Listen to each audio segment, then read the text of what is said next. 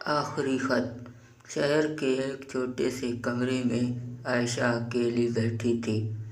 ہاتھوں میں ایک پرانا خط تھا، وہی خط جو احمد نے 5 سال پہلے لکھا تھا جب وہ روز محنت مزدوری کے لیے شہر گیا تھا۔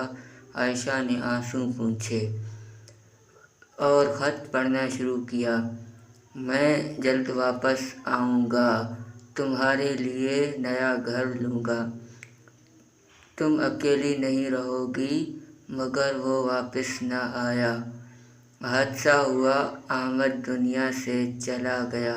عائشہ نے برسوں اس کا انتظار کیا، نہ کسی سے شادی کی، نہ امید چھوڑی۔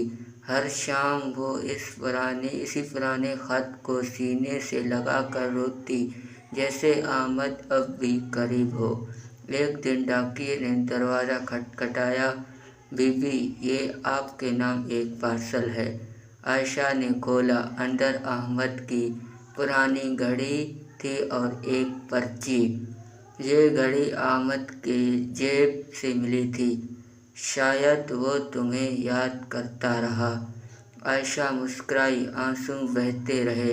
اب وہ خط اور گھڑی اس کے لیے زندگی بن گئے تھے، اور عائشہ کے لبوں پر صرف ایک جملہ تھا، کاش وہ وعدہ پورا ہو جاتا۔